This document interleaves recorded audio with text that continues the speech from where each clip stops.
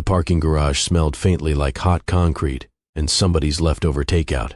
One of the fluorescent lights above the elevators kept flickering, fast enough to be annoying, slow enough that nobody ever fixed it. Imani heard it before she saw him.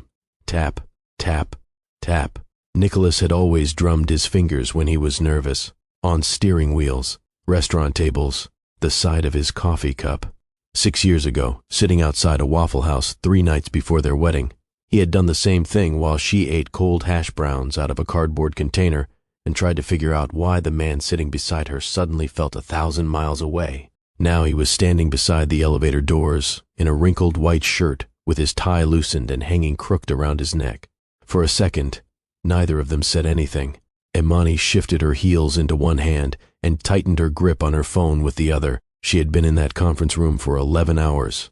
Her feet hurt. Her boys were waiting in the car with the nanny. She wanted to go home. Nicholas looked older than 40. Not older in years.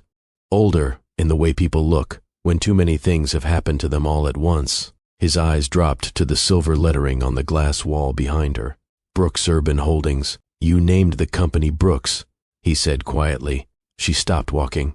It was such a small thing. 1 word, 7 letters. Brooks. 6 years earlier, they had been standing in Target arguing over crib colors for a baby they did not even have yet. Nicholas had said if they ever had a little girl, he wanted her middle name to be Brooks because it sounded strong. Imani had laughed at him for 20 straight minutes because he had somehow managed to make a baby name sound like a law firm. She had not thought about that in years. Or maybe she had. Maybe that was the problem. You don't get to remember things now, she said. The words came out flat, too tired to sound angry, too angry to sound hurt. Nicholas looked like he wanted to say something else. Instead, he looked down. The back door of her SUV had swung open. Micah, you cheated. I did not cheat. You just lose every time. You changed after I said scissors. Because you always do paper. 2 little boys climbed into the back seat still arguing, their backpacks half open, one sneaker untied, somebody's fruit snack wrapper stuck to the bottom of a seat. Miles looked up first. He smiled at Nicholas the same way he smiled at everybody. Easy, open, like he had not yet learned there were people in this world who could leave and not come back. Nicholas went completely still. The boy had his eyes. Not maybe, not almost. His eyes. Imani saw the exact second it happened. The second Nicholas stopped breathing long enough to understand what he was looking at. Her hand tightened around the car door. For one awful moment, she was 28 again, standing in a wedding dress in a side room at First Baptist with a pregnancy test hidden in her purse and mascara running down her face while her maid of honor stared at a text message she could not stop rereading. I'm sorry. I can't do this. No explanation, just silence where the rest of her life was supposed to be. Buckle up, she said quietly to the boys. Then she got into the driver's seat and closed the door. Nicholas stood there while the SUV pulled away. He did not move. The flickering light above the elevator kept buzzing. Tap, tap, tap. His phone vibrated in his hand. He looked down. Subject. DNA results available. He stared at the screen so long, it went dark again. And for the first time in 6 years, Nicholas Whitmore had to ask himself the one thing he had spent his whole life avoiding. What if the worst thing he lost was never the company? Or the marriage? Or even himself? What if it was them? Welcome to Mr. Kingswell Stories, where powerful life lessons are shared through unforgettable storytelling. If you're new here, we're glad to have you. Subscribe and join us for more inspiring stories that motivate, uplift, and open the mind. And before we continue, comment your time and where you're watching from. By the Monday before the wedding, there were so many unopened gifts stacked against the dining room wall that Imani had started using them as a place to set her purse. A waffle maker, 3 blenders for some reason, a framed Bible verse from Nicholas's aunt in Marietta. Somebody had given them a crystal punch bowl neither of them would ever use. Your people think we host garden parties, Imani said, nudging the box with her foot as she came through the front door. Nicholas was sitting at the kitchen counter with his laptop open, tie loosened, one hand pressed against his forehead. Without looking up, he said, "My people, you know exactly which side of this family thinks people still drink punch." That got the smallest smile out of him. "Mrs. Whitmore from church," he said, "the one who calls everybody darlin', even when she doesn't like them. There you go." For a second, It felt normal again. Their townhome in Kirkwood was too small for both their lives and all the things people had bought for the life they were supposed to start. Wedding invitations were still spread across the kitchen table. Somebody had left a pair of Nicholas's dress shoes in the hallway. Imani's veil hung over the back of a dining chair because she still had not found a better place to put it. She stood in the kitchen staring at him while he clicked through something on his laptop. "You know," she said, "most grooms pretend to be excited at least once during wedding week. I am excited. You said that like somebody forced you to." Nicholas looked up then. He looked tired. Not regular tired, the kind that sat behind his eyes. "Sorry," he said quietly. "Long day." He had been saying that a lot. Long day, big meeting, just tired. 3 different versions of the same answer. Imani nodded, like she believed him. Then she turned toward the stove and scraped the blackened edges off the toast she had forgotten about. "You burned it again," Nicholas said. "You looked stressed. You burn toast every time I look stressed." "Well then, maybe stop acting like you're being hunted." That made him laugh. A real laugh this time, short and surprised. "There she is," he said. She smiled without turning around. Later that night, after Nicholas had fallen asleep on the couch with SportsCenter still playing low in the background, Imani stood alone in the bathroom holding a pregnancy test in both hands. She had taken 3 already. She did not know why she kept taking them. Maybe because the line was still faint. Maybe because saying something out loud made it real. The pink line was there again. Clear this time. She sat down slowly on the edge of the bathtub. Pregnant. The word did not feel real yet.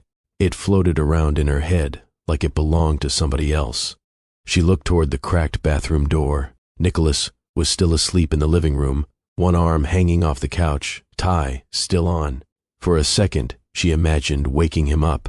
She imagined kneeling beside the couch and whispering, "You're gonna be a dad." She imagined the way his whole face would change.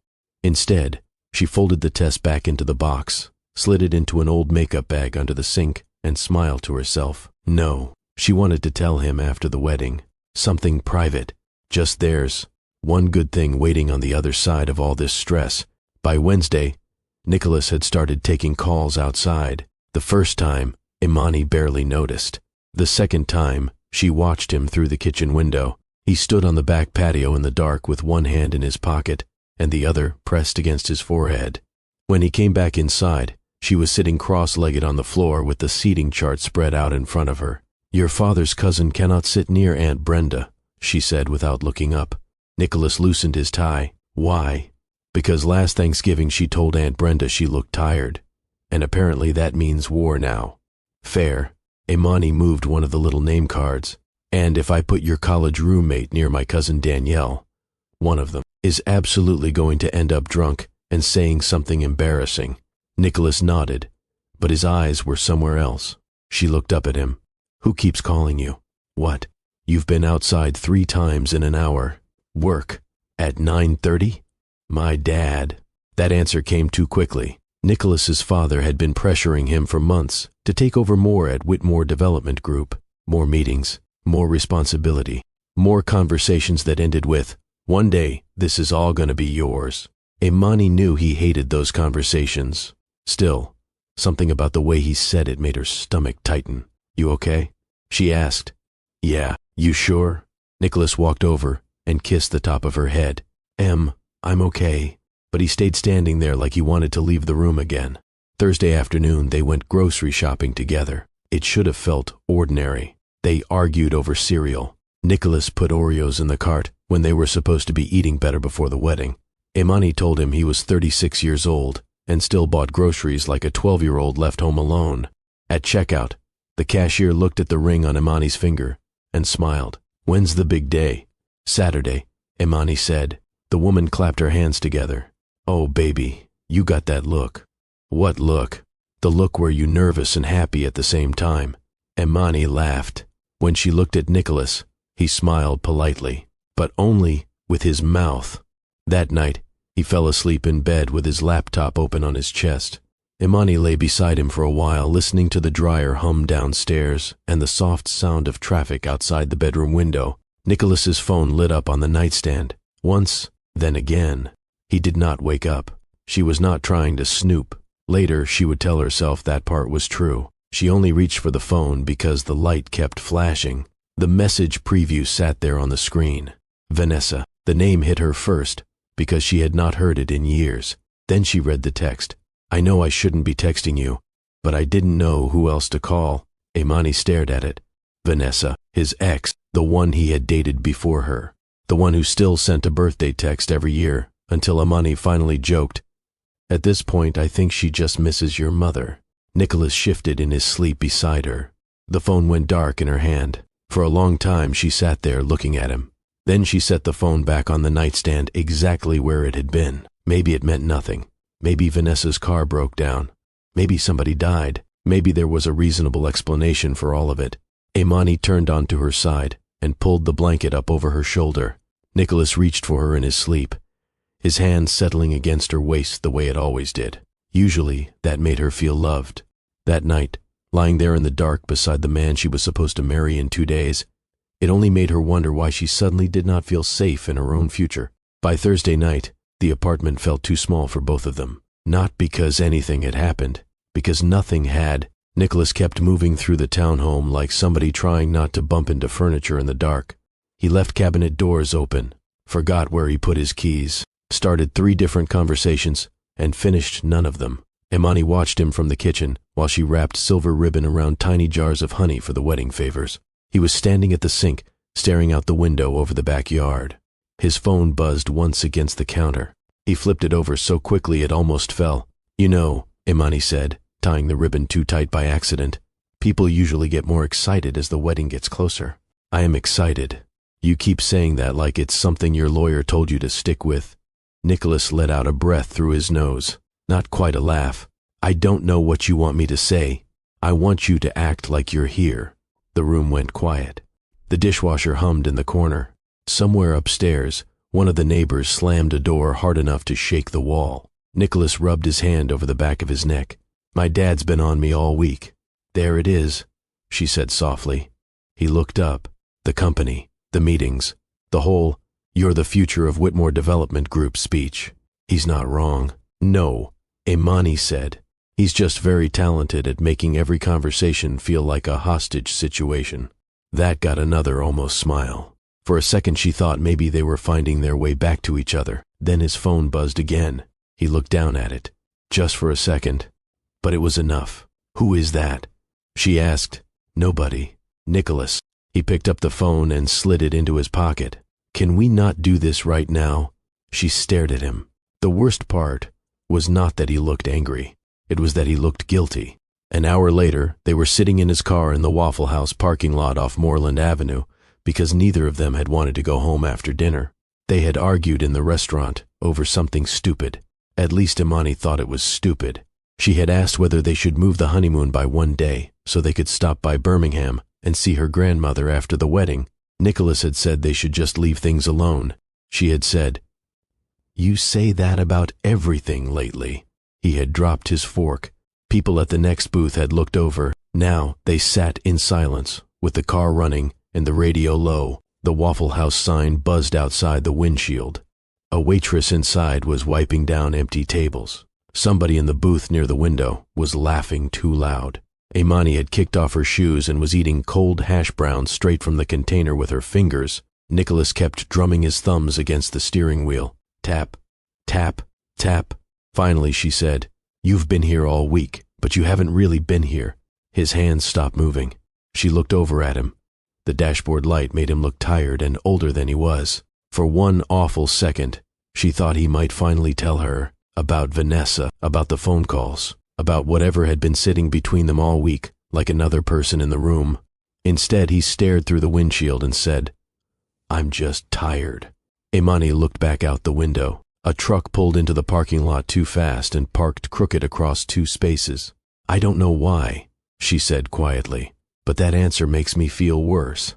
Nicholas turned toward her. She could feel him looking at her, but she did not look back. If she looked at him, she might say something she could not take back, like, "Tell me the truth," or maybe just, "Please do not make me beg for it." Instead, she folded up the empty hash brown container and set it in the cup holder. "Let's go home," she said. Nicholas drove back in silence.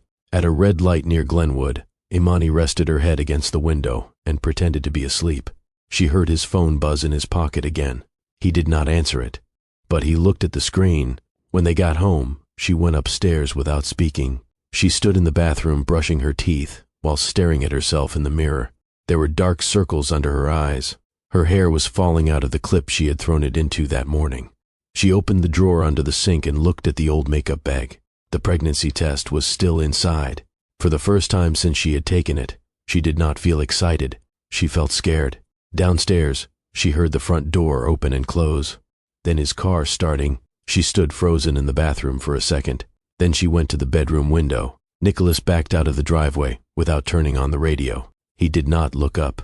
Vanessa lived in Buckhead now. Nicholas had not been there in years, but he still remembered the building, 3rd floor, apartment 314.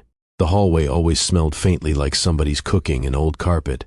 When she opened the door, she was barefoot and wearing one of his old college sweatshirts. For a second, that alone made him angry. Why are you wearing that? Vanessa looked down at herself like she had forgotten. It was in a box. Nicholas stepped inside. You said it was an emergency. It is. The apartment was dim except for the lamp over the couch. There was a half-empty glass of wine on the coffee table. Vanessa looked thinner than he remembered, nervous. Her hands kept twisting together. Nicholas, she said. I didn't know who else to call. What's going on? She looked at him for a long time. Then she said it. I'm pregnant. The room went completely still. Nicholas actually laughed once.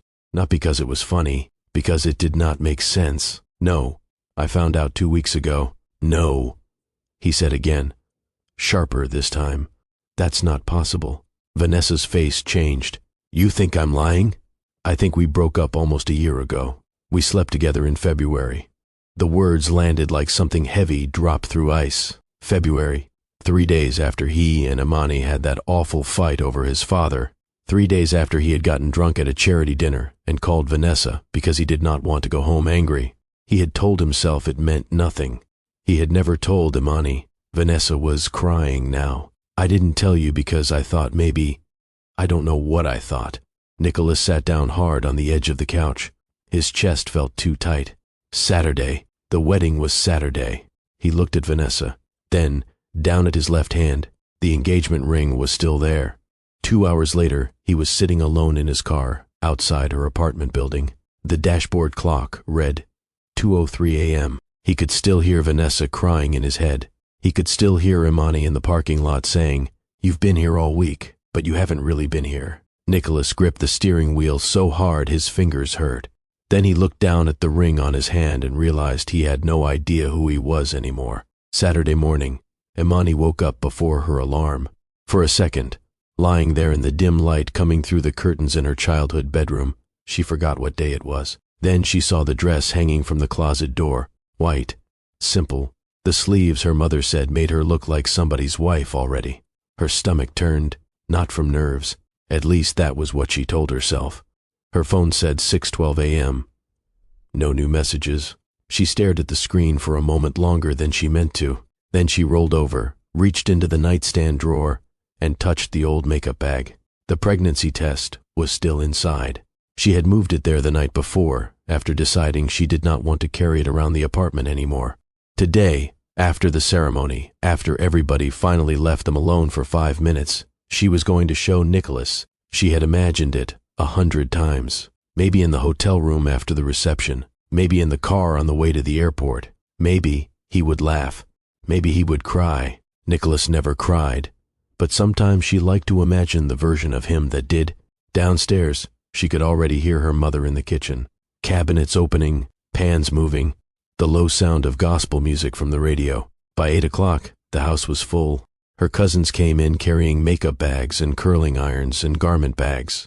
Her Aunt Denise was already complaining that nobody had thought through the parking situation at the church, because apparently the Lord only expects 40 people at a time, she said, standing in the kitchen with one hand on her hip. Everybody laughed. Imani laughed too. For little pieces of the morning, she almost forgot the feeling that had been following her all week, the feeling that something was wrong. Her maid of honor, Patrice, sat on the edge of the bed, while Imani got her makeup done. You okay?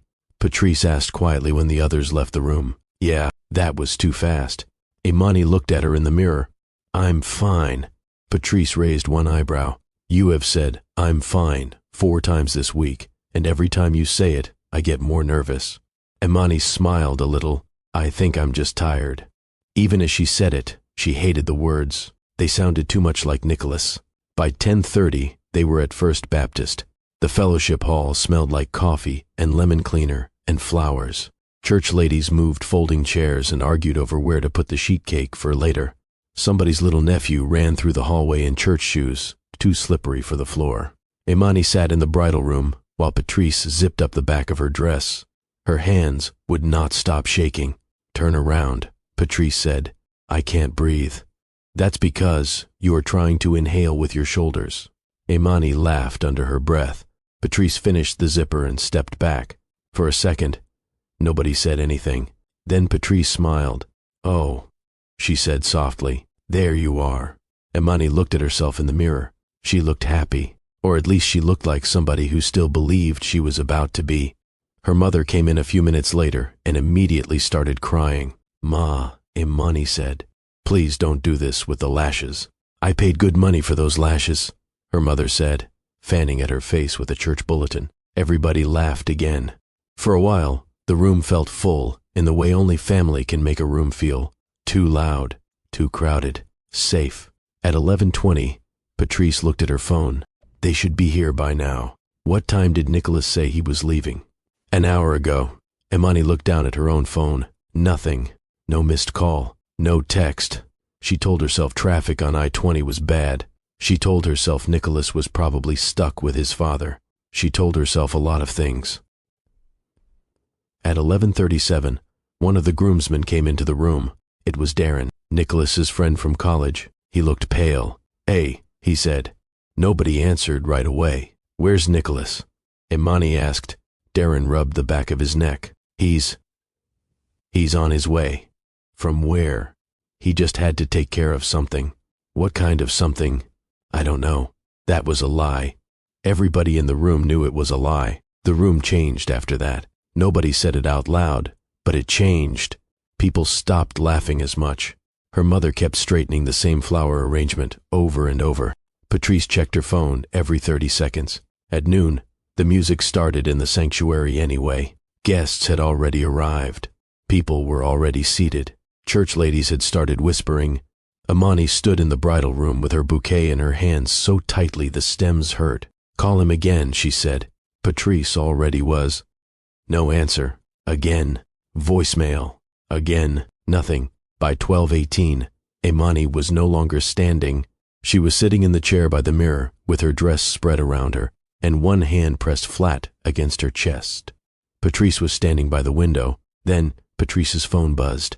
The room went still. Even before Patrice looked down at the screen, Imani knew. She knew in the same terrible way people know something has happened before anyone says the words. Patrice looked at the phone, then looked back up. Don't, Imani said quietly. Patrice's eyes filled immediately. Don't look at me like that. Patrice crossed the room slowly. Imani took the phone from her hand. There was one message from Nicholas. I'm sorry. I can't do this. That was all. No explanation, no reason, nothing after it. Just those 6 words. For a second, Imani thought maybe there was more. Maybe if she kept staring at the screen, another message would appear underneath it. Maybe he would say this was a joke. Maybe he had been in an accident. Maybe there was still some version of the day where none of this was happening. But the screen stayed exactly the same. I'm sorry. I can't do this. The room had gone so quiet, she could hear somebody singing in the sanctuary down the hall. Amazing grace. Imani stood up too fast. She did not finish. She walked out of the room, down the hallway behind the sanctuary, and into the small bathroom beside the choir room. Then she locked the door and threw up. When she finally sat down on the tile floor, her dress spread around her like something ruined, she pulled the makeup bag out of her purse. The pregnancy test was still inside. She stared at it. Then she started laughing. Not because anything was funny, because there are some kinds of pain that are too big for crying at first. Her phone buzzed again in her hand. For one stupid second, she thought it might be Nicholas. It was not. It was her cousin sending a screenshot. Nicholas. In the parking lot of a gas station outside town, Vanessa, in the passenger seat. The timestamp said 23 minutes ago. Imani stared at the photo until she could not see it clearly anymore. By the time her mother drove her home after midnight, she had stopped crying. That almost scared her more. She sat on the couch still wearing the dress. One shoe was missing. Her veil was gone. The house was quiet, except for the refrigerator humming in the kitchen. In one hand, she held the pregnancy test. In the other, her phone with its dead black screen. And for the first time in her life, Imani had no idea what tomorrow was supposed to look like. For 2 weeks after the wedding, Imani stayed in her mother's house and barely left the guest room. The dress was still in a dry cleaning bag hanging from the closet door because nobody knew what else to do with it. Her mother made too much food and kept knocking softly before coming in. "You need anything?" "No." "You sure?" "Yeah." Her mother would stand there another second anyway, one hand still on the doorknob, like she was waiting for Imani to say the real thing. Then she would leave. The church women came by with casseroles and pound cake, and the kind of pity that sat too heavily in the room. "I know the Lord has a plan," one of them said. Imani wanted to ask which part of the plan involved being left in a wedding dress with a baby growing inside her that nobody knew about. Instead, she just nodded and thanked them for the macaroni. 3 weeks after the wedding, Patrice called her just after 8 in the morning. "Don't look online," she said immediately. Imani sat up in bed. "What?" "Just don't." "Patrice." There was a pause. Then Patrice sighed in the way people do when they already know they have lost. "They got married." For a second, Imani thought she had heard her wrong. "Who?" Patrice went quiet. That was answer enough. Nicholas and Vanessa had gotten married at the courthouse in Fulton County. There was a picture online. Vanessa in a white dress that looked like she bought it in a hurry. Nicholas in a gray suit. Neither of them smiling all the way. Imani stared at the picture so long her phone screen dimmed. Then she looked at Nicholas. Not the suit. Not Vanessa. Him. He looked exactly like a man standing beside a life he did not recognize. That should have made her feel better. Instead, it made her furious. Because if he was miserable, then why had he done it? She threw the phone onto the bed. Then she got up and locked herself in the bathroom before her mother could hear her crying. By November, she was showing. She finally told her mother the truth in the parking lot outside Publix after nearly fainting near the frozen food aisle. Her mother sat in the driver's seat gripping the steering wheel so tightly her knuckles turned white. "You're pregnant?" Imani nodded without looking at her. "For how long?" "Since before the wedding." Her mother looked straight ahead through the windshield. The windshield wipers squeaked once across dry glass because she hit the switch by accident. Then finally she whispered, "Oh, baby." That was all. Not because there was nothing else to say, because there was too much. The twins came early in February during an ice storm that shut down half of Atlanta. Imani remembered almost nothing about labor, except the nurse asking if there was anyone she wanted them to call. She said no too quickly. Her mother was there. Patrice came later. Her cousin Danielle showed up with gas station flowers and a blanket covered in tiny footballs, because they looked like little boys who would break your furniture someday. When the first baby cried, Imani started crying too, not because she was happy, because for the first time in months, something in her life had arrived instead of leaving. Micah came first. Miles. 4 minutes later, Micah had Nicholas's mouth. Miles had his eyes. Imani saw it immediately and hated herself for noticing. The first months were a blur of bottles and laundry and not enough sleep. She moved back into the townhome because her mother said she needed her own space. The unopened wedding gifts were still there. She finally opened some of them because she needed plates. The crystal punch bowl was still in the dining room. Sometimes she looked at it and wanted to laugh. People from church kept asking questions in voices that pretended not to be questions. "How are you holding up? Have you heard from him? Such beautiful boys. Do they look like their daddy?" Imani stopped going after a while. It was easier than sitting through another Sunday pretending not to notice people staring. Friends stopped calling as much, not because they were cruel, because after enough months, people stopped knowing what to do with somebody else's grief. Patrice still came by every Thursday. Everybody else got quieter. Nicholas texted twice. The first time was 3 days after the twins were born. "How are you?" The second time came 2 weeks later. "I heard about the babies. I'm sorry." Imani stared at both messages until the screen blurred. Then she blocked his number. 2 days later, she unblocked it, then blocked it again. At night, when the twins were finally asleep, she sometimes wrote long messages she never sent. You do not get to say sorry like that. You do not get to disappear and then knock politely on the door of the life you ruined. Did you ever love me at all? She always deleted them. At 2:14 one morning in June, Micah would not stop crying. Imani sat in the nursery in an old t-shirt and mismatched socks, feeding him with one arm while Miles slept against her shoulder. The room smelled like baby lotion and formula, and the faint sour smell of laundry she had forgotten in the washer too long. Her phone was on the floor beside the rocking chair. Without thinking, she picked it up. She had not looked at Nicholas's Instagram in months. She did anyway. The first picture was from Napa, Nicholas and Vanessa standing in front of a vineyard. She was wearing a big floppy hat and sunglasses. Nicholas had one arm around her waist. The caption said, "Sometimes life surprises you in beautiful ways." Imani stared at the screen. Then she looked down at Micah, sleeping against her chest. Something inside her broke so suddenly she did not even feel it happen. She threw the phone across the room. It hit the dresser so hard the screen shattered. Micah woke up crying. Then Miles started crying too. For a second, Imani just sat there in the dark nursery, with both babies screaming and the broken phone lying face down on the floor. Then she slid down out of the rocking chair and sat on the carpet beside the crib. She pulled both boys into her arms the best she could, one against each shoulder. Their little bodies were warm and heavy and real. Imani pressed her face into Micah's hair and closed her eyes, because somewhere between the wedding and this moment, she had been waiting for Nicholas to come back, waiting for an explanation, waiting for somebody to tell her this was not the rest of her life. But sitting there on the nursery floor with both boys crying in her arms, Imani finally understood the one thing nobody had wanted to say out loud. No one was coming to save her. By the end of summer, Imani had gotten very good at disappearing. Not completely, just enough. She still took the twins to their checkups, still answered her mother's calls, still paid the bills and bought groceries, and smiled when strangers in Target leaned over the cart and said things like, "Double trouble," as if 2 babies were the most interesting thing that had ever happened to her. But she stopped going places where people knew her. She stopped going to church, stopped answering texts that began with, "Hey girl, just checking on you," stopped looking in mirrors for too long. Most days she wore the same gray sweatshirt and leggings with a bleach stain near the knee. Her hair stayed twisted up in a scarf.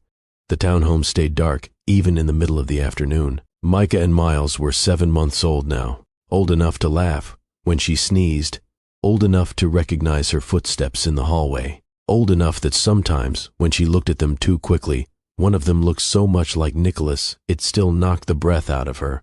On a Thursday in September, her cousin Danielle showed up at the front door with coffee in one hand and car keys in the other. "You have exactly 12 minutes, Danielle said, walking into the kitchen like she lived there. "For what?" "To get dressed." "I am dressed." Danielle looked down at the sweatshirt. "No, you're haunting this house." "Different thing." Imani almost smiled. "I'm not going anywhere." "Yes, you are." Danielle, Imani. Micah started banging a plastic spoon against his high chair. Miles laughed, like that was the funniest thing he had ever seen. Danielle pointed at the babies. "Even they tired of looking at you in that sweatshirt." An hour later, Imani was sitting in a salon chair in Decatur with a black cape around her shoulders and the smell of hairspray and hot combs in the air. She had not been in a salon since before the wedding. That thought made her stomach twist. The women in the shop talked over each other, the way women always do in salons. About school pickups, men, somebody's cousin who had gotten caught cheating because he forgot his Apple Watch still connected to the iPad at home. Everybody laughed. For the first time in months, Imani sat somewhere noisy enough that she could not hear her own thoughts. Her stylist's name was Rochelle. She was in her 50s, wore gold hoop earrings the size of bracelets, and had the kind of voice that made people tell her things even when they did not mean to. "So," Rochelle said, parting Imani's hair with the end of a comb, "who hurt you?" Imani laughed once. "What? You heard me. Nobody." Rochelle clicked her tongue. That nobody got a whole lot of mileage on it. Danielle, sitting in the waiting chair eating pretzels out of her purse, said, "Tell her, please don't." Imani muttered, "Too late." Danielle told her anyway. Not all of it, just enough. The wedding, Nicholas leaving, the babies. Rochelle got very quiet. For a minute, the only sound was the blow dryer from the chair behind them. Then Rochelle set the comb down on the counter. "Baby," she said gently, "you keep waiting for him to come explain it like that explanation gonna give you your life back." Imani laughed, because it was such a ridiculous thing to say, because of course she was not waiting, because she had 2 babies and bills and laundry, and no time to sit around hoping for anything. Then, before she could stop it, she started crying, real crying, the kind that catches you by surprise and makes you embarrassed immediately after. Rochelle reached over and switched off the blow dryer. The whole salon got softer somehow. Nobody stared. Nobody said, "You're too pretty to cry," or "Everything happens for a reason." Rochelle just handed her a tissue. "You ain't gotta keep carrying him around like this," she said quietly. Imani wiped at her face. "I don't know how to stop." "Then stop waiting for him to tell you who you are." The drive home was quiet. Danielle did not push. She just drove with one hand on the wheel and the radio low. When they stopped at a red light, Imani looked at herself in the passenger side mirror. Her hair was straight again.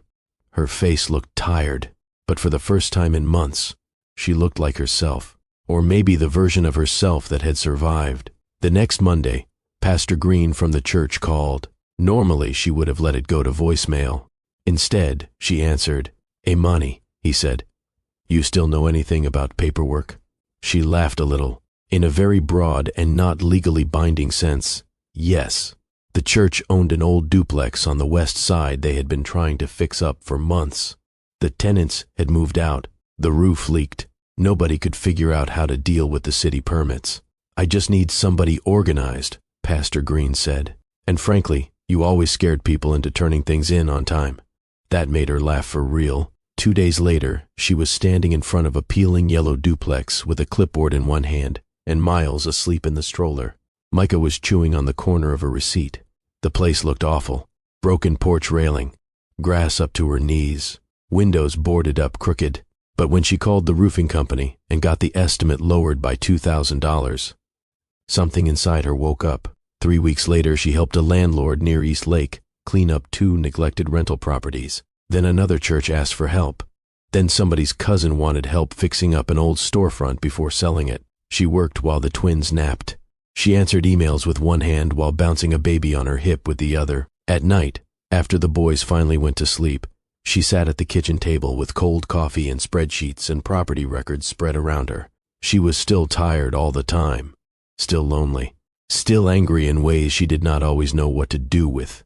But now, when she woke up in the morning, there was somewhere for all that hurt to go. By December, she had business cards, not fancy ones, just white cards with black letters that said, Imani Brooks Property Management and Redevelopment Brooks. She stared at the name for a long time before sending them to print. Then, she put the box in the kitchen drawer and never told anybody why she picked it. One rainy afternoon in February, almost exactly a year after the twins were born, her phone rang while she was carrying groceries and trying to keep Micah from eating a receipt. "Is this Imani Brooks?" The voice asked. "Yes, this is Angela Foster with Fulton Community Development. Pastor Green gave me your name. We're taking bids on an old apartment building off Auburn Avenue." Imani leaned against the side of the car. Rain tapped against the roof. Miles was asleep in his car seat. Micah was humming to himself in the shopping cart. "I think you might be exactly who we've been looking for," the woman said. Imani looked down at the twins, then out at the rain. And for the first time in a year, hope did not feel impossible. It felt dangerous. The lease was only 4 pages long, but Imani read every word twice. She stood in the parking lot outside a narrow brick office building on Auburn Avenue with Micah on one hip and Miles trying to climb out of the stroller.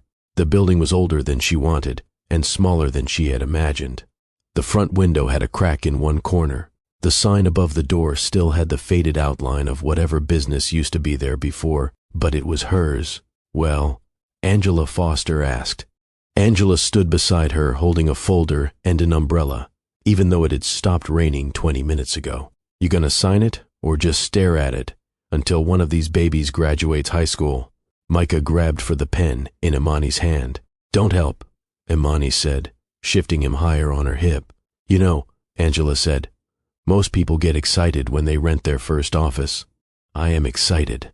Angela gave her a look. "You say that exactly the same way my ex-husband used to say he was listening." That made Imani laugh. The sound surprised her. She had laughed more in the last 3 months than she had in the whole year before, not because her life was easy, because she had finally gotten too tired to spend every day waiting for it to go back to what it had been. She balanced the papers on the hood of her car. Micah rested his sticky little hand against her shoulder. Miles sat in the stroller, kicking one shoe off and throwing it under the car. "Of course," Imani muttered, "because God forbid anything happen in a normal order." Angela bent down, picked up the shoe, and handed it back. "Welcome to motherhood and business ownership," she said. Imani signed the lease. The pen shook a little in her hand. When she finished, Angela reached out and hugged her one-armed. "I'm proud of you," she said quietly. The words landed harder than Imani expected, because nobody had said that to her in a long time. That night, after the twins finally fell asleep on the living room floor surrounded by blocks and cartoon dinosaurs, Imani sat at the kitchen table with a yellow legal pad and tried to figure out what to call the business. She wrote down names for almost an hour. Atlanta Redevelopment Group, Eastside Urban Holdings, Grant Property Solutions.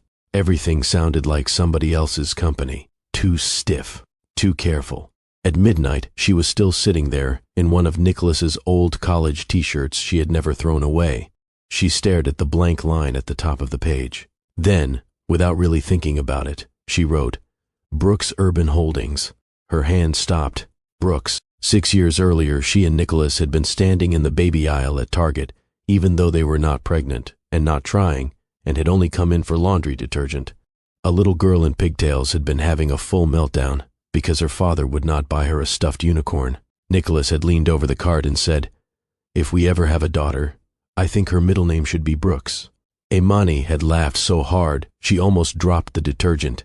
"Brooks?" she had said. "That sounds like she's already filing taxes. It sounds strong. It sounds like she owns 3 blazers and judges people for using paper plates." Nicholas had smiled. "Exactly." Now Imani stared at the name on the paper until the letters blurred. Then she folded the page in half and slid it into the folder. The next morning, she filed the paperwork before she could change her mind. Across town, Nicholas sat in the conference room at Whitmore Development Group, pretending to listen to the quarterly numbers. The room smelled like stale coffee and carpet cleaner. His father stood at the front talking about debt and timelines and restructuring plans, like saying the words fast enough might stop them from being true. Whitmore Development Group was in trouble. Everybody knew it. Nobody said it. Nicholas loosened his tie and looked out the window, toward downtown.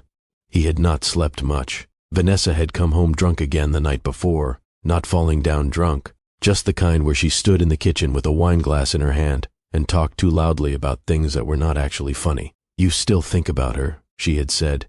Nicholas looked up from the sink. "What?" "Imani, I'm not doing this."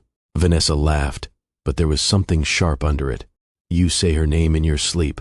He had gone upstairs after that, not because she was wrong, because she was. By the time he got home from work the next evening, Vanessa was asleep on the couch with the television still on and an empty bottle of wine on the coffee table. Nicholas stood in the doorway for a second.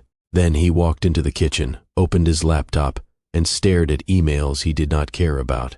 One of the local business articles caught his eye, a small feature in the Atlanta Business Chronicle. Local woman leads redevelopment of historic Auburn Avenue property. There was no picture, just a short article about a new company that had won the bid, Brooks Urban Holdings. Nicholas frowned. Something about the name made his chest tighten. Brooks. He read it again. Brooks Urban Holdings.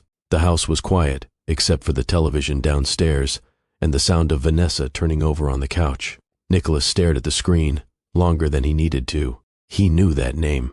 Not from business, from somewhere else, somewhere softer, somewhere he had not let himself think about in a very long time. Upstairs, Vanessa called his name from the couch. Nicholas closed the laptop, but even walking out of the room, he could not stop hearing that word in his head.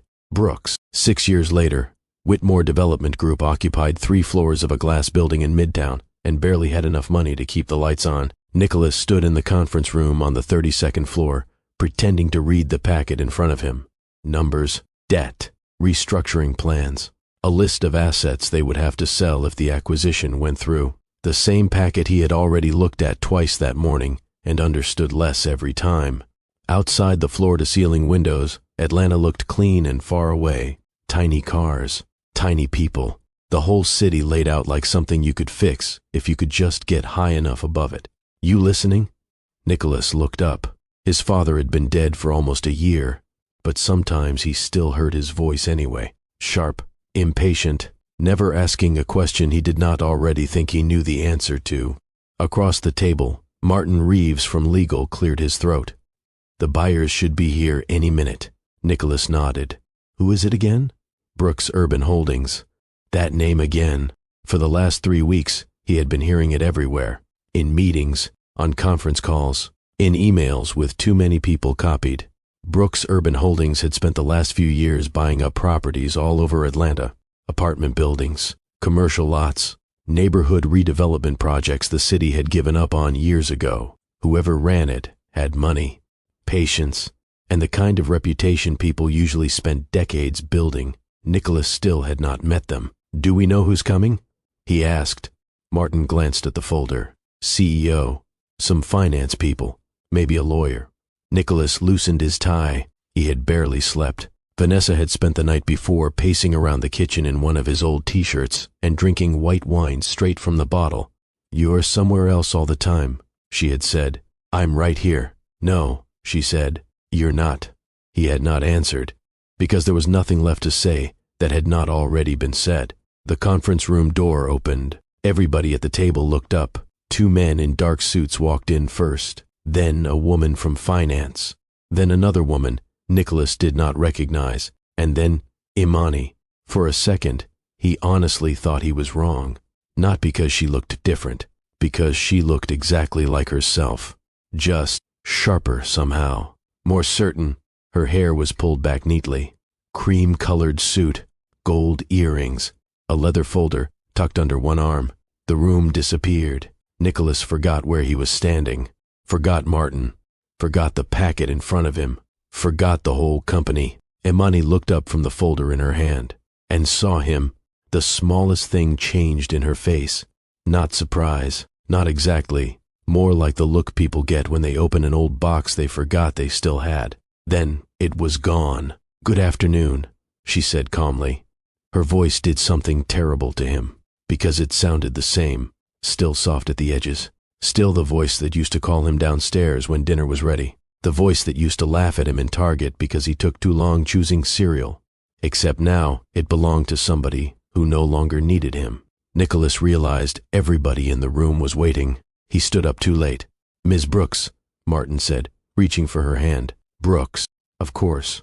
Thank you for coming." "Of course," Imani said. Then she sat down directly across from Nicholas, like she had not once imagined spending the rest of her life sitting beside him. The meeting lasted an hour and 19 minutes. Nicholas knew, because he watched the clock the whole time. Imani never looked at him longer than necessary.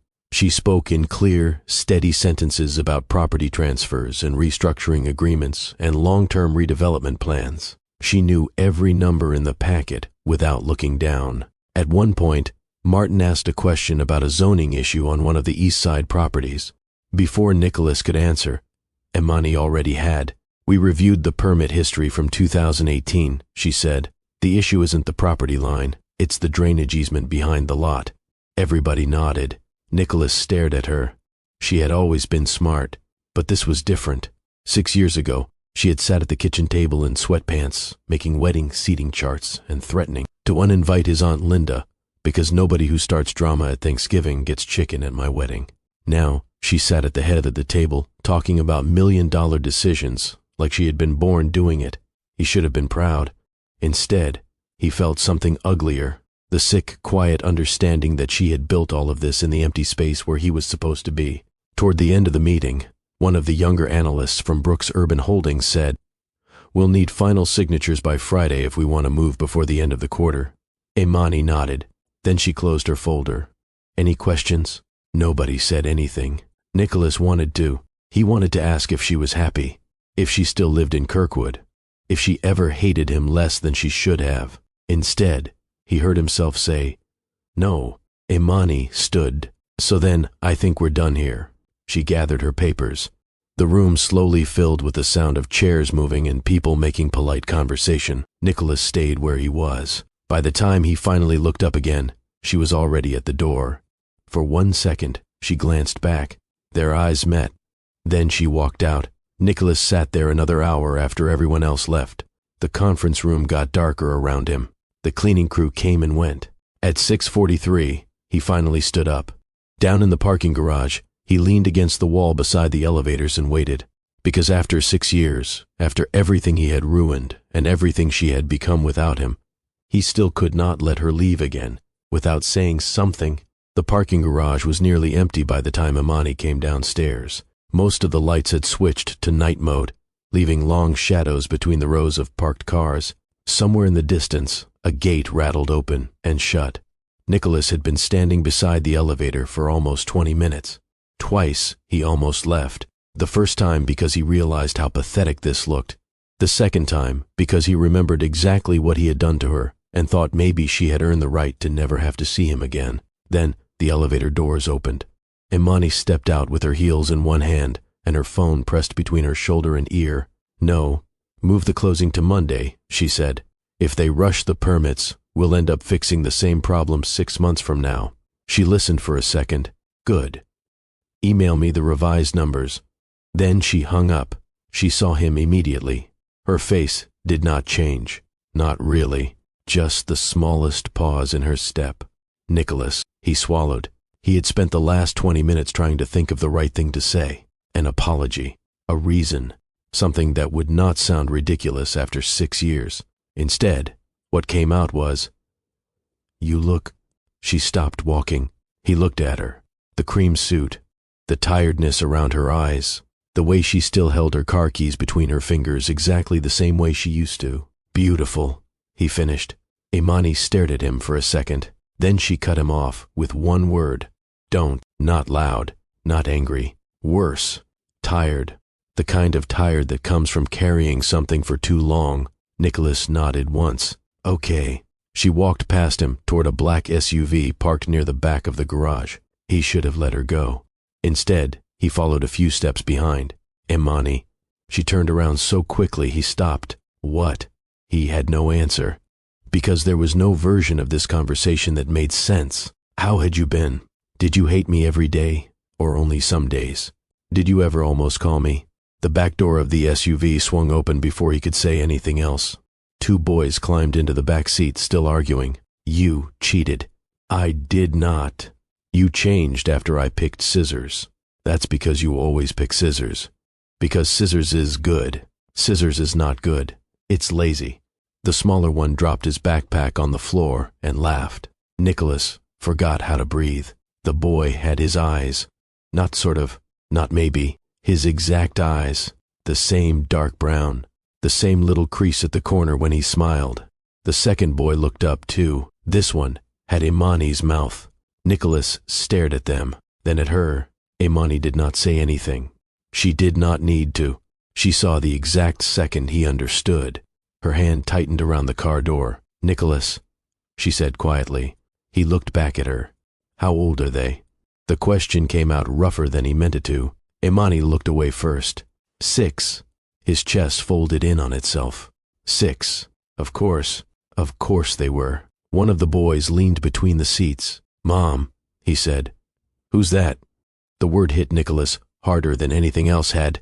"Mom." Imani looked at the boys in the back seat, then back at Nicholas. "Nobody you need to worry about," she said. It was not cruel. That was the worst part. She said it like it was true. She got into the driver's seat and shut the door. For a second, Nicholas stood there beside the SUV while the boys kept talking in the back seat about who cheated at rock, paper, scissors and whether they could stop for milkshakes. Then the brake lights came on. The SUV pulled away. Nicholas stood there until the red lights disappeared around the corner of the garage. By the time he got home, it was after 8. The house was dark except for the kitchen light. Vanessa was sitting at the island in yoga pants and one of his sweatshirts, a glass of wine beside her, and the television on low in the living room. "You're late," she said. Nicholas put his keys on the counter. Meeting ran long. Vanessa looked up at him, then really looked at him. What happened? Nothing. You have that face. What face? The one where you look like somebody just told you your whole life is fake.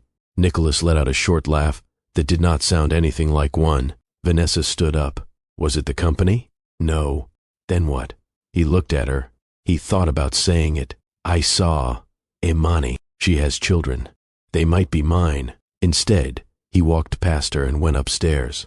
Nicholas, he kept going. The bedroom was dark. He sat down on the edge of the bed without turning on the light. For a long time, he just sat there. Then he opened the bottom drawer of the nightstand. There was an old phone inside, his old phone from years ago. He did not know why he had kept it. Maybe because he had not wanted to admit there were parts of his life he could not throw away. The battery still worked if he charged it long enough. He plugged it in, waited, then turned it on. There were old photos still on it. Work trips, his father, the old townhome in Kirkwood. Then he found her, Imani, standing in the kitchen in one of his t-shirts, holding up a burnt piece of toast and glaring at him because he had laughed too hard. Her hair was wrapped up in a scarf. She looked annoyed and happy at the same time. Nicholas stared at the photo until his throat hurt. Behind him, the bedroom door opened. Vanessa stood in the doorway. For a second, neither of them said anything. Then Vanessa looked at the phone in his hand and saw Imani's face. Vanessa did not say anything at first. She stood in the bedroom doorway, with one hand still on the knob, staring at the old photo on Nicholas's phone. Imani in the kitchen, burnt toast in one hand, looking irritated in the way people only do when they know they are loved anyway. The room was quiet, except for the television downstairs and the soft buzz of the phone charger against the wall. Vanessa let out a small laugh, not because anything was funny. That's what we're doing now? She asked. Nicholas locked the screen. Vanessa, no, go ahead. She folded her arms. Sit in the dark and look at old pictures of the woman you should have married. Very healthy, very normal. I didn't say that. You didn't have to. Nicholas stood up too quickly. This isn't about her. Vanessa stared at him. Then she picked up the half-empty wineglass from the dresser and walked out of the room. Of course it is, she said. 3 days later, Brooks Urban Holdings hosted a family event at Piedmont Park. It was supposed to make the acquisition look friendly. Food trucks, games for employees' kids, one of those rented bounce houses that always looked one strong wind away from becoming a lawsuit. Nicholas had not wanted to go. Martin from legal practically dragged him. You need to be there, Martin said. People are already nervous. If you don't show up, they'll assume you know something they don't. The whole afternoon felt wrong. Too bright, too loud. Children ran through the grass with painted faces and melting popsicles. Somebody from Brooks Urban Holdings had hired a man to make balloon animals, and every few minutes another child walked past holding a balloon sword or giraffe. Nicholas stood near the edge of the park, pretending to listen to Martin talk about financing. Then he saw Imani. She was sitting at a picnic table in jeans and a white t-shirt, with her sunglasses pushed up on top of her head. Micah and Miles were running in circles around the table with 2 other boys. One of them tripped. Imani reached out automatically and caught him by the back of his shirt before he hit the ground. Slow down, she called. We are slow, Miles shouted back. You are absolutely not. Nicholas smiled before he could stop himself. Martin followed his eyes. Oh, he said quietly. Nicholas did not answer. He watched Imani brush grass off Micah's knee, watched her hand rest on the top of his head for half a second, watched the boys laugh. His boys. The thought hit him so hard he had to look away. Later, after most people had drifted toward the food trucks, Nicholas found himself standing near the table where the children had been coloring. Paper cups, crayons, half-eaten cookies. One of the boys had left behind a plastic cup with a straw bent sideways and a blue marker line scribbled around the side. Micah, he knew, because the name was written in Imani's handwriting. Nicholas stared at it. Then he picked it up. The decision happened so quickly it barely felt like one. He slipped the cup into his briefcase. For the next week, he carried the secret around like something hot in his pocket. He found a lab in Sandy Springs that did discrete testing. The woman at the front desk smiled too much. Results usually take 5 to 7 business days, she said. Nicholas nodded like he was there for something ordinary. At work, Whitmore Development Group got worse. A major investor pulled out. 2 more properties went into foreclosure. Nicholas sat through meetings with men who still used phrases like, "weather the storm," while everybody quietly looked for a way off the ship. At home, Vanessa barely spoke to him. When she did, it was usually sharp. "Did you even want this life?" she asked one night in the kitchen. Nicholas looked up from the sink. "What? Us. This house. Me." He did not answer fast enough. Vanessa looked away first. "Right," she said. The email came on a Tuesday at 6:47 p.m. Nicholas was alone in his office. Most of the floor had already emptied out. The city outside the windows was turning gold and gray. For a long time, he just stared at the subject line. DNA results available, the same words he had seen in the parking garage. Only now there was nowhere left to hide. He clicked. The report opened slowly. His eyes moved across the page once, then again. Probability of paternity, 99.99% for both children. Nicholas leaned back in his chair, then forward. Then he covered his face with both hands. For a long time, he did not move, because there are some kinds of grief that arrive years late. He thought about Imani sitting alone in that church hallway with the pregnancy test in her purse. He thought about 2 little boys learning to walk and lose teeth and argue about rock, paper, scissors, while he was somewhere else pretending his choices had only ruined his own life. He had sons, 6 years old, and he had missed every single day. The sound he made was so quiet he barely recognized it. Not a sob, just a man finally understanding the size of what he had done. The office door opened. "Nicholas, I left my—" Vanessa stopped. She looked from his face to the papers on the desk. Then she walked closer. "What is that?" Nicholas reached for the report too late. Vanessa grabbed it first. The room went silent. She read the first page, then the second. Her face changed. "No," she said. Nicholas stood up. "Vanessa." "No." She backed away from him. "No, no, no. They're mine." She laughed once, a hard, ugly sound. "Of course they are.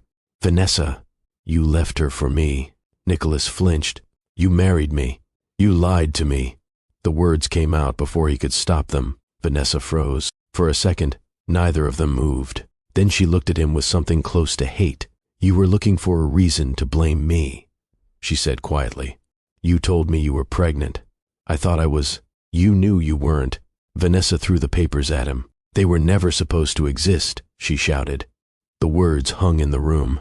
Too loud, too true. Neither of them noticed the office door was still cracked open, or that out in the hallway, 2 small boys had stopped walking. Micah and Miles had come upstairs with Imani after the family event because one of the assistants forgot a folder. They had been racing each other toward the elevators. Now they stood perfectly still outside the office. Miles looked up at Micah, then back through the cracked doorway. "Why is that man yelling?"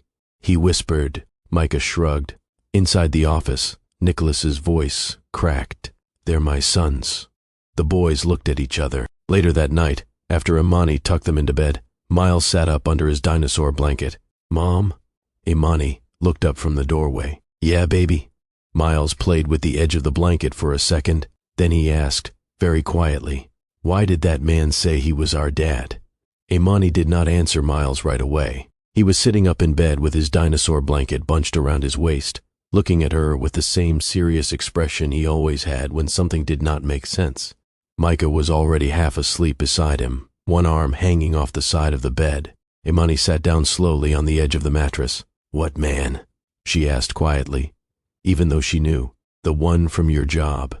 Miles twisted the blanket between his fingers. "The one from the parking garage." Imani looked down. There were still little streaks of dried glue on his hands from the school project he and Micah had done after dinner. "He was upset," she said finally. "Why?" "Because he just found out he missed your whole life. Because he left before you were born. Because 6 years ago he chose the wrong person and kept choosing wrong until there was almost nothing left. Instead, she reached over and pushed his hair back from his forehead. Sometimes grown-ups say things when they're angry and confused. Miles nodded slowly, but she could tell he was not satisfied. "Is he going to come back?" The question landed somewhere deep. Imani looked toward the doorway. "I don't know," she said. That part, at least, was true. The next morning she walked into the office already angry. Not the sharp kind of anger that burns hot and fast, the quieter kind. The kind that had spent 6 years learning how to survive. Her assistant, Lauren, followed her down the hallway holding a folder and a coffee. "You have the Auburn meeting at 10, Lauren said. "Then the contractors at 1. Cancel the contractors." Lauren blinked. "You never cancel contractors."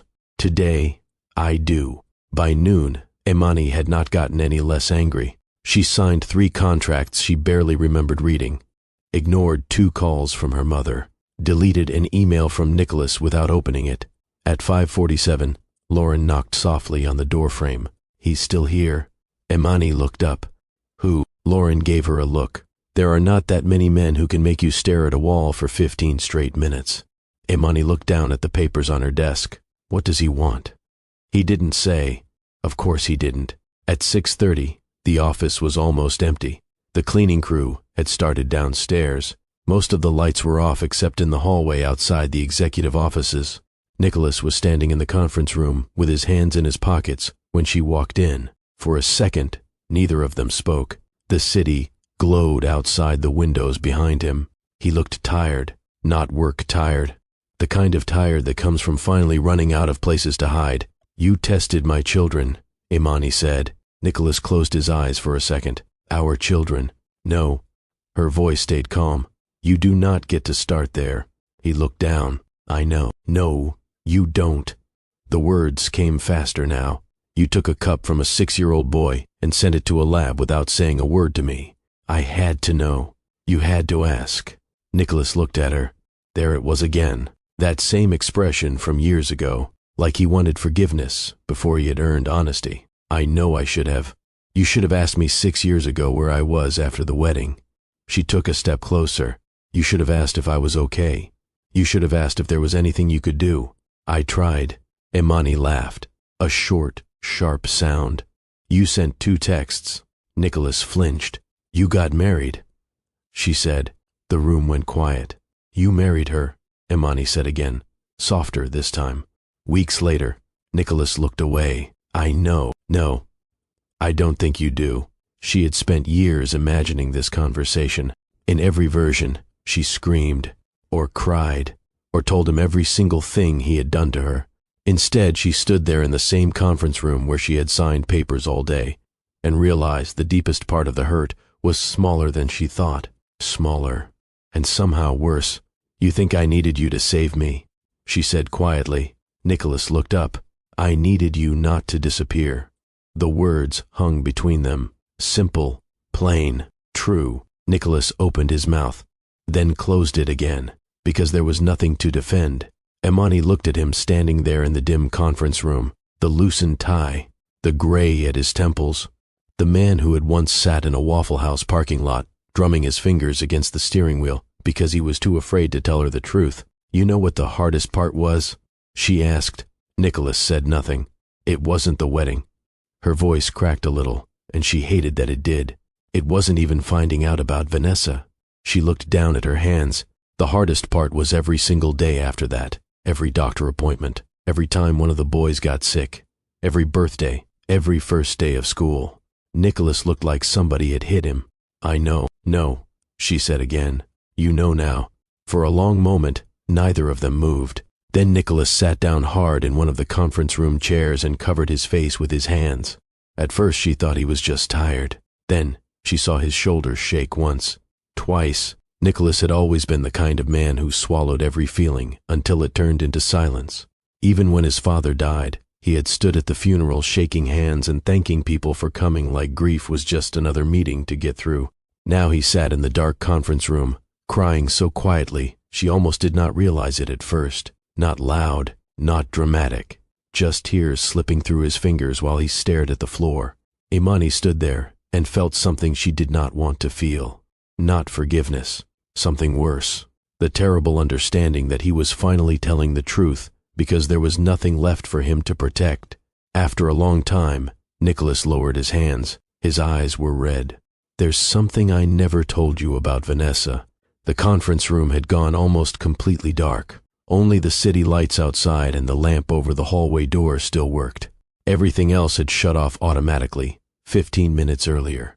Imani stayed standing. Nicholas sat at the end of the table with his elbows on his knees and his hands hanging between them. For a long time, neither of them spoke. Then Nicholas said, "The night after the Waffle House, I went to see Vanessa." Imani looked at him. Part of her wanted to leave.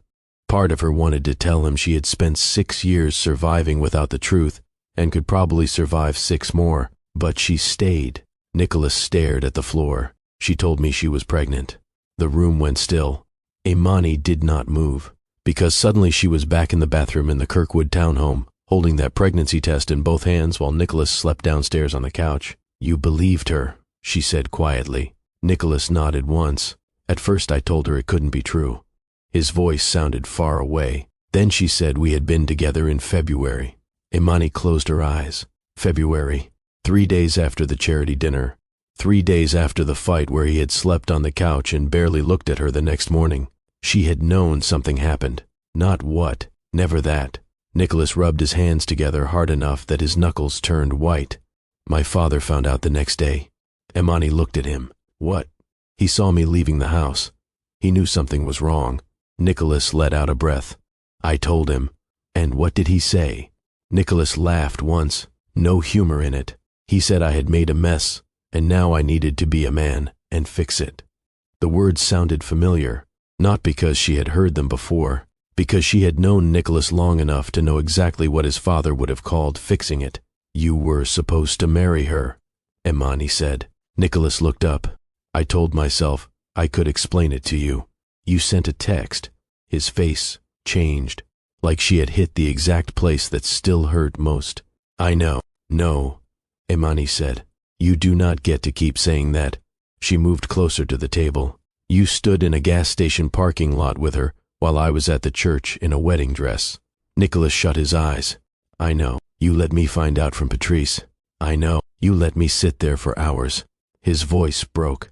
"I know." The room went quiet again. Outside, somewhere far below, a siren moved through the city. Imani wrapped her arms around herself. "What happened after?" she asked. Nicholas looked at the floor again. "I married her." The word sounded flat, ashamed, because my father kept saying it was the right thing, because Vanessa kept crying, because every day that passed made it harder to come back and tell you the truth.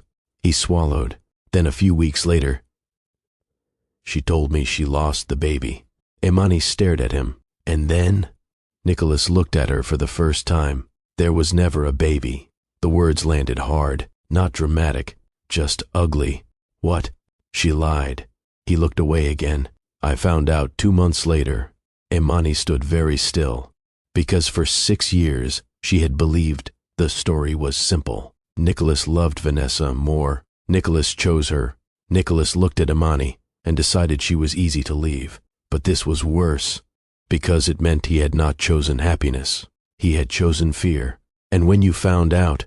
she asked quietly. Nicholas laughed again. "That same broken sound. By then you had blocked me. You could have come to my house. I know. You could have called my mother. I know. You could have shown up. I know." But he had not, because shame makes cowards out of people. Because sometimes it is easier to ruin your whole life than admit you already ruined it. Nicholas looked down at his hands. "I kept thinking if I waited long enough, maybe you'd be okay." Imani stared at him. That sentence hurt more than everything else. "Okay?" she repeated. Nicholas closed his eyes. "I know how that sounds." "No." Her voice sharpened. "I don't think you do." She stepped closer until he had to look at her. "You left me pregnant and alone." Nicholas went still.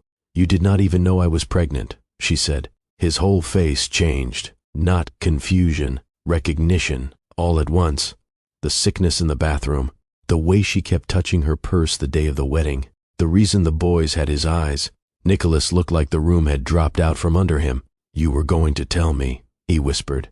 After the wedding, the silence between them felt endless. Then Nicholas leaned back in the chair and covered his mouth with his hand. For a second, Imani thought he might be sick. Instead, he just sat there, breathing too hard. "You did lose everything," she said quietly. Nicholas looked up. She had imagined saying those words with anger. Instead, they came out sad, simple, true. "You lost me," she said. "You lost them." She looked toward the window. And the worst part is, you lost all of it because you were too afraid to be honest. Nicholas did not answer, because there was nothing left to say. Imani picked up her purse from the chair beside the door. When she reached the hallway, Nicholas finally spoke. Imani. She stopped, but she did not turn around. I don't know if I'll ever forgive you, she said. Then she walked away and left him alone in the dark office with the life he should have had. For the next 2 weeks, Nicholas did exactly what Imani asked him to do. Nothing. He did not call. He did not show up at her office. He did not send flowers or long messages, or one of those apologies people write when they are more interested in feeling better than being better. He stayed away. Imani told herself that was what she wanted. Then one Tuesday night, Micah looked up from his macaroni and asked, Are we ever going to see that man again? The kitchen went quiet. Miles was drawing something on the back of a grocery receipt with a blue crayon. Why? Imani asked carefully. Micah shrugged. He looked like me. Miles looked up. No, he looked like me. You got Mom's mouth. So he looked like me. You got a giant head. I do not. Boys, Imani said. They both looked at her. She set her fork down. There was no version of this that did not hurt. He's somebody I used to know, she said. Micah frowned. That's not a real answer. She almost smiled, because that sounded exactly like Nicholas. 3 days later, Nicholas sent one text, not to her, to Patrice. I know she probably hates me. I understand. But if the boys ever want to see me, I'll be there. Patrice called immediately. You want me to tell him yes or no? Imani stood in the laundry room, holding one of Miles's tiny socks. I don't know. Yes, you do. No, I don't. Patrice was quiet for a second. Then she said, You know what he did. But they don't. That was the problem. The next Saturday, Nicholas came over, not inside. Imani made him stand on the front porch while the boys peeked at him through the living room curtains like he was some strange animal that had wandered into the yard. He's tall, Miles whispered. He looks nervous, Micah whispered back. He should, Imani muttered. Nicholas heard her. He almost smiled. Almost. He stood there holding a pizza box and looking like he had changed his shirt 3 times before coming over. Hi, he said. Neither boy answered. Imani crossed her arms. You can come in. Nicholas stepped into the house carefully, like he was afraid the floor might give out under him. The twins sat at the kitchen table staring at him. For a second, nobody said anything. Then Miles pointed at the pizza box. What kind? Nicholas looked down. Pepperoni. Miles nodded. Okay, you can stay. Micah rolled his eyes. You can't decide that. Yes, I can. He brought pizza. Nicholas laughed once. It sounded surprised. By the end of the night, he had helped Micah build half a cardboard volcano for school and accidentally glued one of the little plastic trees to his sleeve. You're bad at this, Micah said. I know. You put the lava on upside down. I didn't know lava had directions. It does if you don't want it to look dumb. Nicholas looked at Imani across the table. She looked away before he could. Later, while the boys brushed their teeth upstairs, Nicholas stood alone in the kitchen. The house smelled like pizza and glue and the vanilla candle Imani always burned in the evenings. He looked around slowly. There were school papers on the refrigerator, a backpack by the stairs. One of the boys' sneakers kicked off under the couch. It looked like a life, the one he had missed. I should go, he said quietly, when Imani came back downstairs. She nodded. Probably. He stood there, another second anyway. I know I don't get to ask for anything, he said, but thank you. Imani looked at him. You do not need to thank me for letting you meet your own children. The words landed where they were supposed to. Nicholas nodded once. You're right. At the door, Miles came running down the stairs in mismatched pajamas. You forgot your jacket, he said. Nicholas looked down. It was true. His jacket was hanging over the back of the kitchen chair. Miles held it out to him. Thanks, buddy. Miles hesitated. Then he handed it over. Good night, Mr. Nicholas.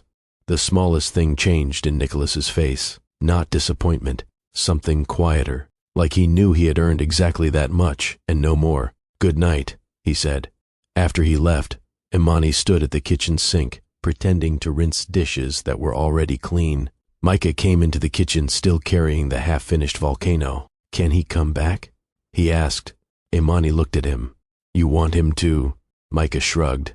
He's weird. That is true. And he doesn't know anything about volcanoes. Also true.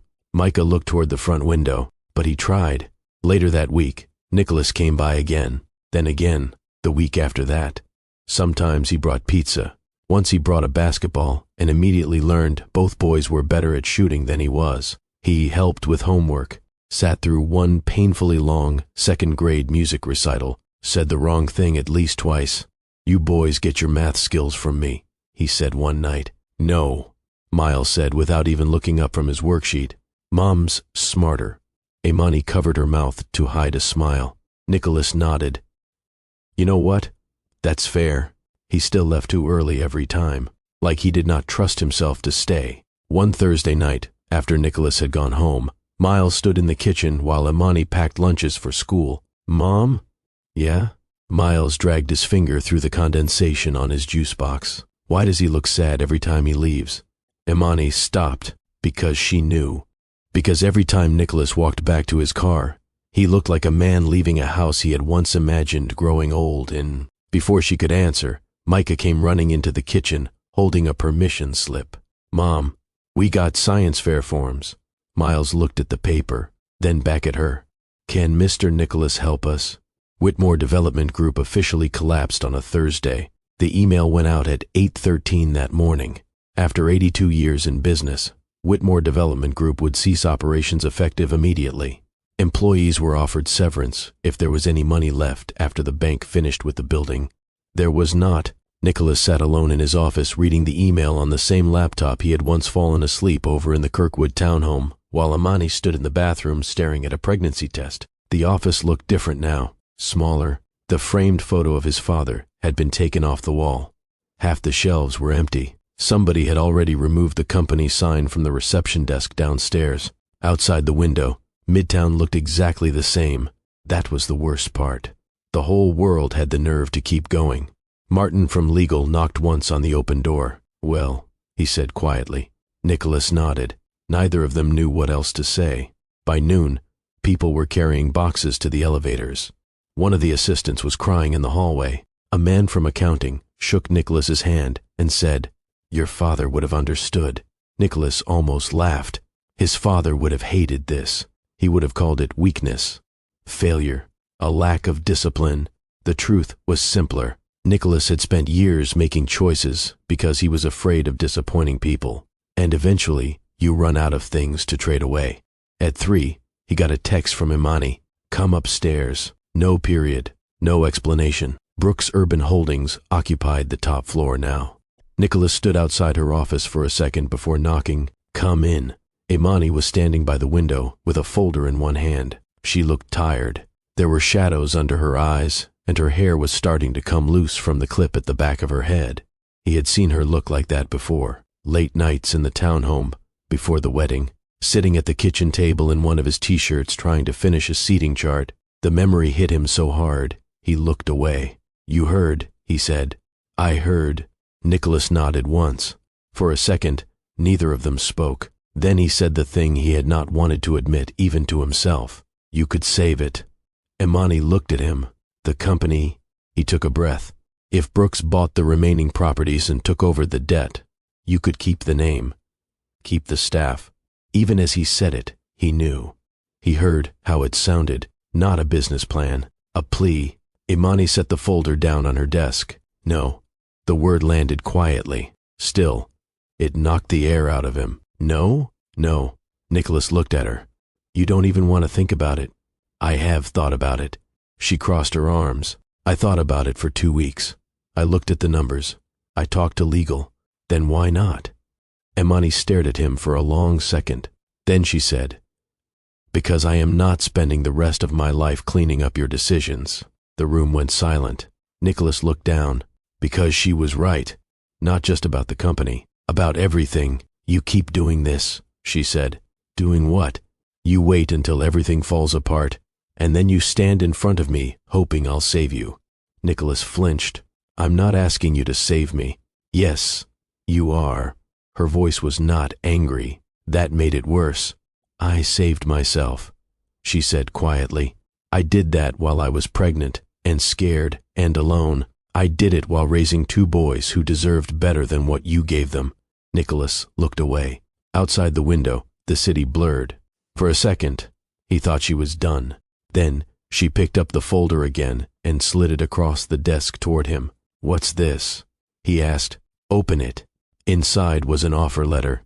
Community Redevelopment Director, Brooks Urban Holdings. Nicholas looked up. "What is this? A job?" He stared at her.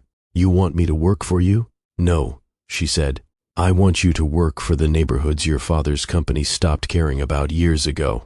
Nicholas looked back down at the paper. The position would oversee community housing projects on the west side, renovations, affordable housing, church properties, the exact kind of work Brooks Urban Holdings had been doing for years. "You think I can do this?" Imani leaned back against the desk. "I think you know more about development than anybody I've ever met." He looked at her. Then why? Because she still loved him. Because somewhere under all the anger, some stubborn part of her still saw the man in the Waffle House parking lot before everything broke. But she did not say that. Instead, she said, "Because I get to choose now."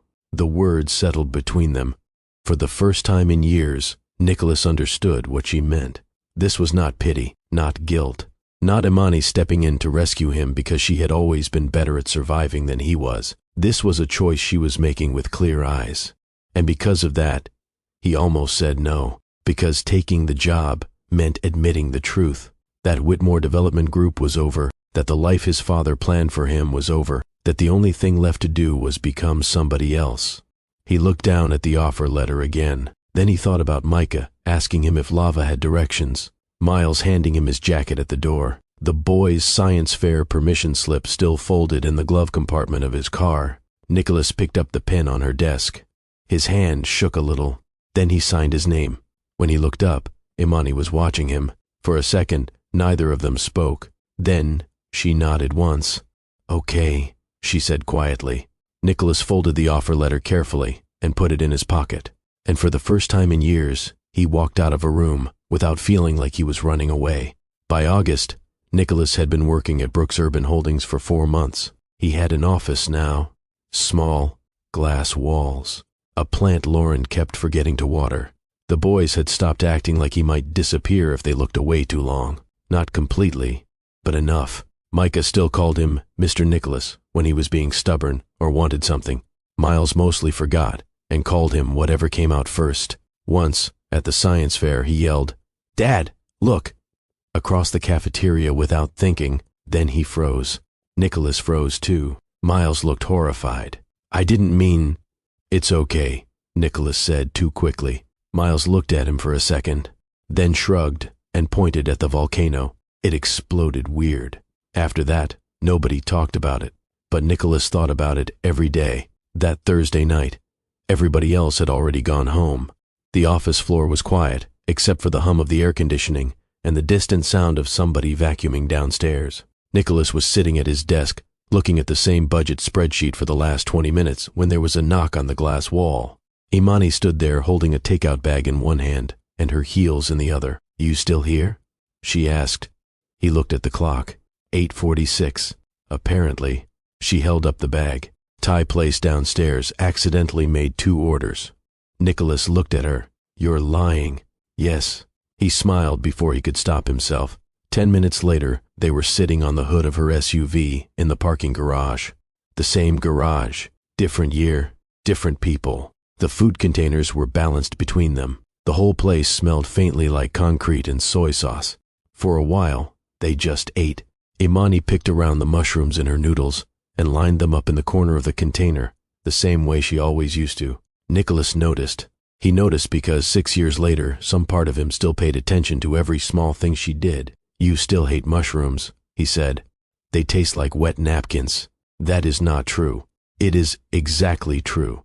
He laughed quietly. The sound echoed a little in the empty garage. For a second, neither of them said anything. Then Imani looked toward the elevators. "You know," she said, "I still think about that elevator." Nicholas looked over at her. "What elevator?" "The one in the old office building." He smiled slowly. The first office Brooks Urban Holdings had ever rented had been above a dry cleaner on Auburn Avenue. The elevator was so old, it jerked every time it stopped. One night, years ago, they had gotten stuck in it for almost an hour because the power went out. Micah and Miles had been babies then. Nicholas had not known about them. No, that was wrong. He had not been there. The memory she meant was older. Before all of it, the elevator in the old apartment building downtown where they used to sneak up to the roof after work when they first started dating. You were late, he said. You were wearing that ugly blue tie. Nicholas looked offended. It was not ugly.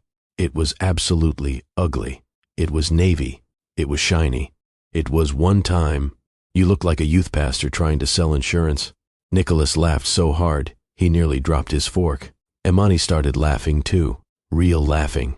The kind that sneaks up on you before you remember you are not supposed to be having a good time. For a second, she leaned back against the windshield with her eyes closed. Nicholas looked at her. The garage lights caught the gold in her earrings. She looked softer when she laughed, more like the woman from the old photos. Then she opened her eyes and caught him staring. What? She asked. Nothing. You're doing the thing. What thing? The thing where you look at me like you forgot I'm a person and not a memory. Nicholas looked down at his food. That obvious? Yes. For a second, he thought she might be angry. Instead, she looked down too. Sometimes I forget too, she said quietly. The words settled between them. Nicholas turned toward her. Imani. She shook her head. Don't. Not the same way she said it in the parking garage months ago. Back then it meant you don't get to say that. Tonight it meant if you say too much, I might believe you. So, he did not. Instead they sat there in the warm August air eating cold noodles out of plastic containers, while somewhere downstairs somebody laughed in the lobby. Eventually, Imani checked the time and sighed. I should go. Yeah. Neither of them moved. Then finally Nicholas climbed down off the hood of the car. Tell the boys I'll come by Saturday for the volcano rematch. Micah's volcano had exploded all over the kitchen last weekend. Because Nicholas forgot to tighten the top, Miles still brought it up every chance he got. I will, Imani said. Nicholas started toward his car, then stopped, turned back. For 1 second, he looked like he might say something. I still love you. I never stopped. I am sorry in ways I do not know how to fix. Instead, he just nodded. Good night, Em. Nobody had called her that in years. Imani watched him walk across the garage. The old Nicholas would have left because things got hard. The old Nicholas would have mistaken fear for fate and called it a reason. But watching him now, shoulders tired, tie crooked, carrying her leftover pad tie because she said she was full when she was not, she realized something that scared her a little. She no longer saw the man who left. She saw the man who stayed. By October, Nicholas had a toothbrush in the guest bathroom. Not because he planned it. Because one night Micah had fallen asleep halfway through a movie, and Miles had refused to go to bed until Nicholas finished helping him glue fake grass onto the science fair board. You're doing it wrong, Miles said for the 4th time. I am literally gluing grass. You're gluing it in clumps. Nicholas looked at Imani across the kitchen table. Is he always like this? Yes. No, Miles said. Only when people are bad at things. Imani laughed into her coffee. The sound still surprised both of them sometimes, not because it was rare anymore, because it no longer hurt. The twin science fair project had taken over the entire dining room. Poster board, baking soda, food coloring, one broken ruler. Somebody had spilled glue on the floor and then stepped in it and tracked it halfway through the house. Nicholas had been there almost every evening that week, not because the project needed that much work, because nobody had wanted him to leave. Micah sat cross-legged on the floor drawing tiny labels for the volcano. Do you think it's gonna win? He asked. No, Miles said immediately, because your handwriting looks like a raccoon did it. My handwriting is fine. It's not. Nicholas looked up from the kitchen table. I think it's gonna win because you two are terrifyingly competitive. We are not, Micah said. Last week you cried because Miles got one more Skittle than you. That was different. How? Because he cheated. I did not. You definitely did, Imani said. Miles looked betrayed. Mom, what? You absolutely did. The room filled with that easy kind of noise families make when they stop paying attention to the fact that they are becoming one. Later, after the boys finally went upstairs to argue over whose turn it was to feed the fish, Nicholas stood in the kitchen rinsing out one of the bowls. Imani leaned against the counter beside him. "You don't have to clean up," she said. "I know." He dried his hands on the dish towel and looked around the kitchen. The same vanilla candle burned near the sink. There were school papers on the refrigerator.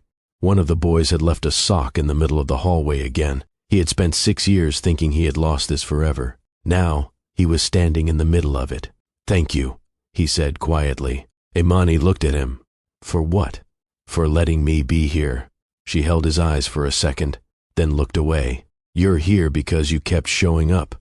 Nicholas swallowed, because that meant more than forgiveness ever could. A few minutes later, he picked up his keys from the kitchen counter. "I should head home." "Probably." Neither of them moved. Then Micah yelled from upstairs, "Dad, where's the tape?" The house went completely still. For a second, nobody breathed. Then Miles shouted from the hallway. He used it on the volcano. "Dummy!" Nicholas looked up toward the ceiling, then slowly back at Imani. Micah came halfway down the stairs, holding the poster board. "What?" He looked between them. "Why are you both making that face?" Nicholas opened his mouth. Nothing came out. Micah frowned. "Are you still leaving?" The question sounded so small, so normal, like he had been asking it his whole life. Nicholas looked at him, then smiled. "Yeah," he said softly, "but I'll be back tomorrow." Micah nodded like that was obvious. "Okay." Then he disappeared back upstairs. Nicholas stood there another second. Then he walked to the front door. Outside, the night air was cool. Crickets somewhere in the yard. Porch light throwing a yellow circle across the steps. He had one hand on the railing when he heard the door open behind him. "Nick." He turned around. Imani stood in the doorway barefoot, one hand wrapped around the edge of the door. For a second, neither of them said anything. The house behind her was full of noise. The boys arguing upstairs. The television still on in the living room. A family, the one they almost never had. "I've been trying to figure out what to say to you for 6 years, Imani said quietly. Nicholas looked at her, and every time I thought I had it, it sounded wrong. She stepped onto the porch. "I kept thinking, if I worked hard enough, or got successful enough, or stayed angry enough." She laughed softly once. "I don't know. Maybe I thought eventually it wouldn't matter anymore." Nicholas said nothing, because this part belonged to her. Imani looked down at her hands, then back up at him. "I think the hardest part wasn't losing you," she said. "It was learning how to live like you were never coming back." Nicholas closed his eyes. For a second, he could not speak, because there was no apology big enough for that, no sentence that could fix 6 years. When he finally looked at her again, she was standing closer, close enough that he could see the little scar near her eyebrow from when she slipped on the ice outside her office one winter and tried to pretend it did not hurt. Close enough that he could smell the vanilla candle from inside the house, still clinging to her sweater. Imani reached for his hand. Just that. Nothing dramatic, nothing promised. Her fingers slipped into his like they had done 1,000 times before. Nicholas looked down at their hands, then back at her, and this time, he did not let go. Inside the house, Micah yelled, "Miles, you exploded it too early." "I did not." "You absolutely did." Imani laughed under her breath. Nicholas did too, and they stood there together in the porch light, holding on to something fragile and unfinished and finally real. If this story touched you, take a second and tell us in the comments. What do you think hurt Imani more? Nicholas leaving, or him coming back too late? And if you've ever had to rebuild your life after somebody broke your trust, this story was for you. Subscribe to Mr. Kingswell Stories for more unforgettable stories about heartbreak, second chances, and the people we become after everything falls apart.